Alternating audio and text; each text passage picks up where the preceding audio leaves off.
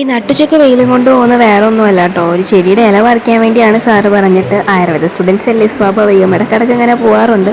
അപ്പോൾ ഇവിടെ ക്യാമറ ഉണ്ടാൽ ഓടി വന്നോളൂ കേട്ടോ. അപ്പോൾ ഞങ്ങൾക്ക് ഇന്ന് വൈകുന്നേരം കുറച്ച് സാധനങ്ങളൊക്കെ മേടിക്കാൻ കടയിൽ പോകാറുണ്ട്. കുറച്ച് സാധനങ്ങളെല്ലാം 3 ബുക്ക് മേടിക്കാനുണ്ട്. അപ്പോൾ ഇവിടെ നിന്ന് 3 മണിക്ക് പോകുന്നെങ്കിൽ 2 മണിക്കെങ്കിലും ഇറങ്ങേണ്ടി വരും. അതിന് മാത്രം സ്ഥലത്ത് എഴുതി കൊടുക്കാനുണ്ട് പുറത്തു പോകണമെന്ന് പറഞ്ഞിട്ട്. അങ്ങനെ ബുക്കെല്ലാം മേടിച്ചു. പിന്നെ കുറേ നേരം അവിടെ വായുമ്പോൾ ചെന്ന് വെച്ചിട്ടോ, കയ്യിൽ ഒരുപാട് പൈസ ഉള്ളതുകൊണ്ട് പിന്നെ സാധനങ്ങളൊക്കെ വില നോക്കി തിരിച്ചു വെച്ചു. വലിയ ഡോക്ടർമാരൊക്കെ ആകുമ്പോൾ മേടിക്കാമെന്ന് കരുതി. പക്ഷേ ഞങ്ങൾ ഐസ്ക്രീം മേടിച്ചായിരുന്നു കേട്ടോ.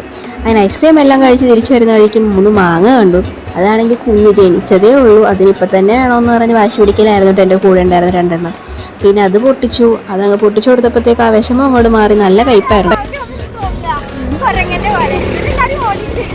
അതിൻ്റെ ഒരു ചെറിയ മാങ്ങക്കഥയാട്ടോ കേട്ടത്. അത് കഴിഞ്ഞ് 2ാമത് മാങ്ങയ്ക്ക് ലക്ഷ്യം വെച്ച് അങ്ങ് താഴെയൊന്നും ആയിരുന്നില്ല, മുകളിൽ തന്നെയായിരുന്നു. പിന്നെ കല്ലെറിയലായി വടിയറിയലായി കുറേ നേരം അവിടെ നിന്നേച്ചു.